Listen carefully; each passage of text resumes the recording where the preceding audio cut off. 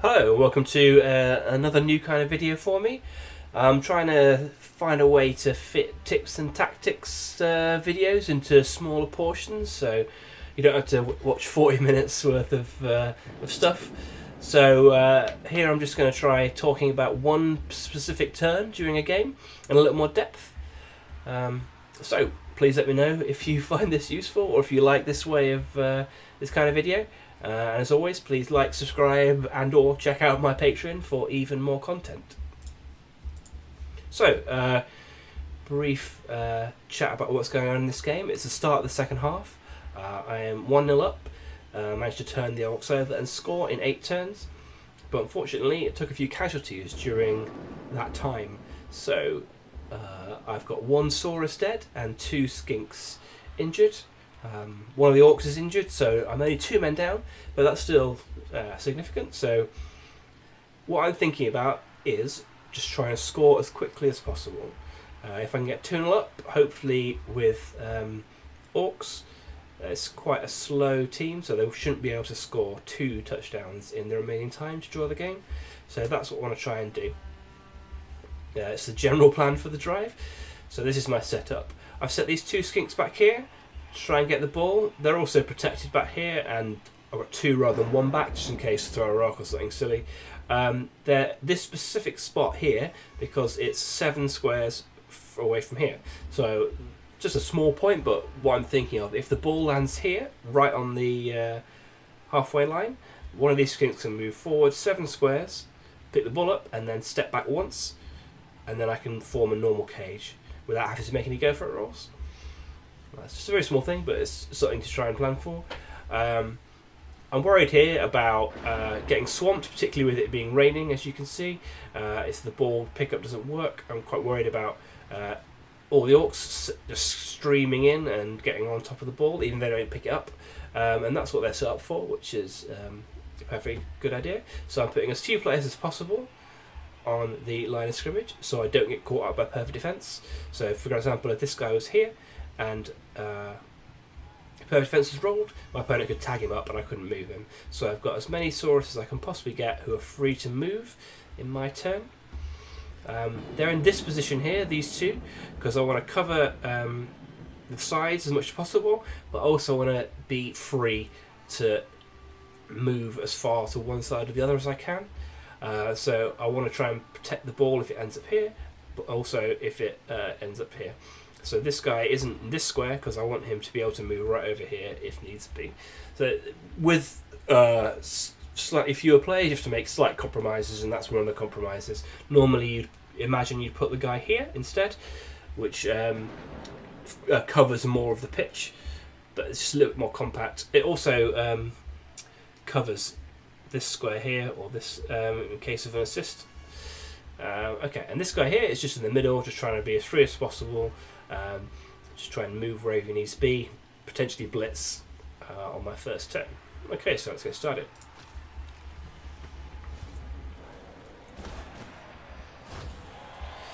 Okay, so the Orcs have rolled a perfect defence, which is one of the things we talked about.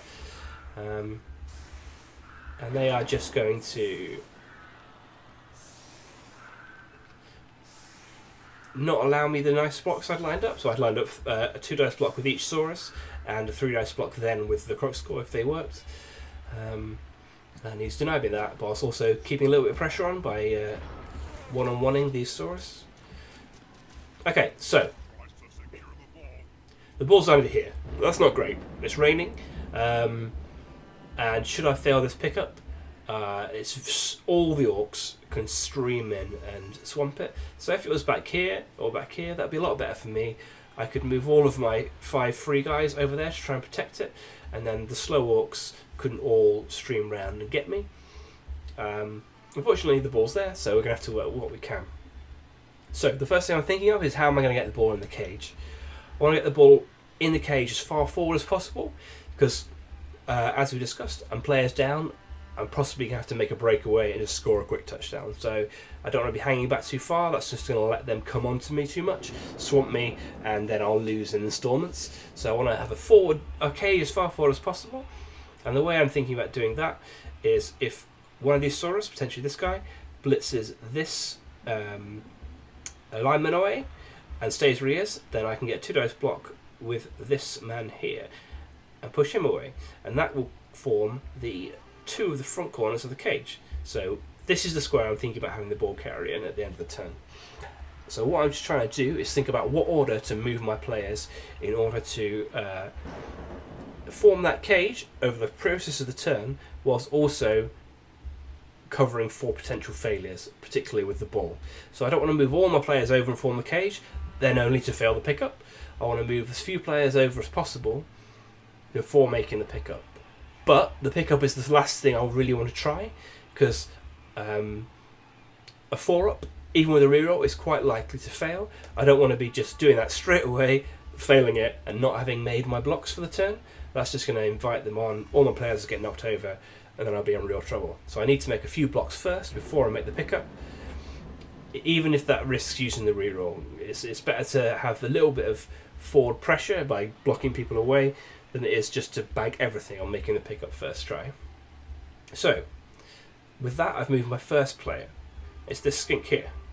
That you can see, he can form one of the back corners of this cage that we're creating in this 9 squares here.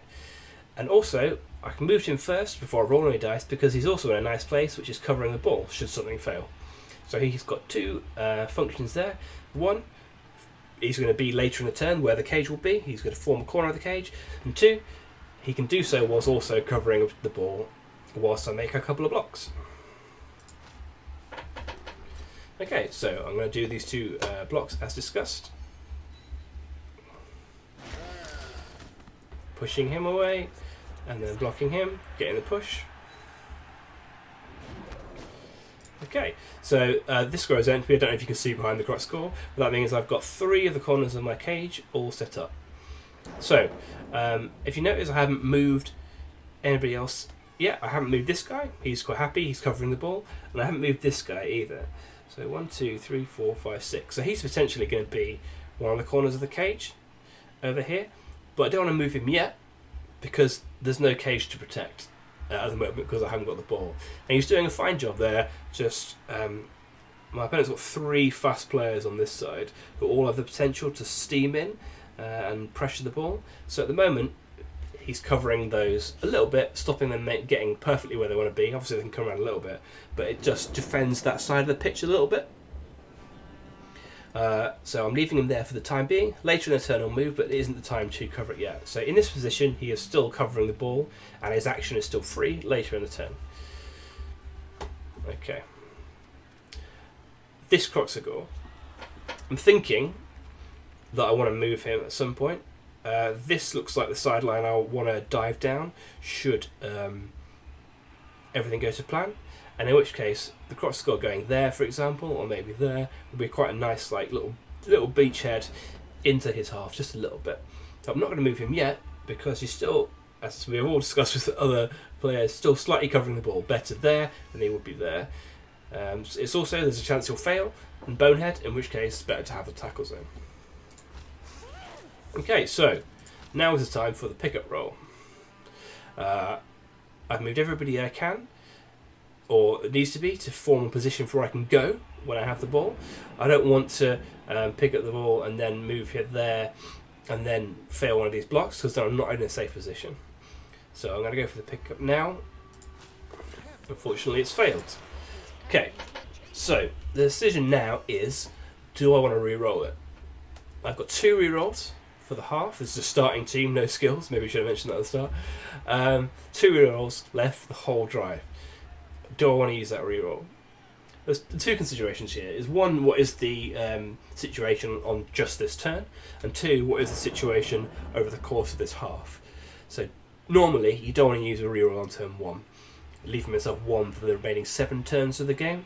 That's usually a very bad idea. You want to play your first turn to avoid using a re-roll at all costs. So usually turn 1, ultra cautious if you can. But as we've discussed, I'm just trying to score quickly. I'm players down, I'm 1-0 up. If I can score quickly, I'm thinking I can win the game. And not only am I thinking I can win the game, I'm thinking that's the only way I can win the game. if I don't score quickly, my chances of scoring 8 or 7 or 6 are very, very slim. If I don't score quickly, the most likely scoreline is 1-1, potentially 2-1 to the Orcs if they get a few more casualties. So the main way I'm going to win this game is by scoring quickly, in which case I want to use my rerolls as resources immediately. There's no point saving them. Turn 6 of this half is not going to be important. The way I win is by doing what I need to do early, in which case it's time for a reroll. So yeah, I'm going to use a reroll because I just want to get this done.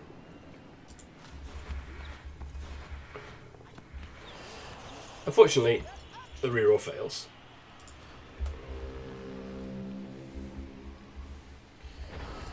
Okay, so that's it. It'll be the Orcs' turn next. I'll do a video talking about this whole game so you can see what happens. There were some fun things that happened in the first half particularly. And the second half was pretty interesting as well. So I'll do a full video on the game later, but that's just a short one. So hopefully you've maybe learned 1 or 2 things during that, and that's it. Thank you very much for watching.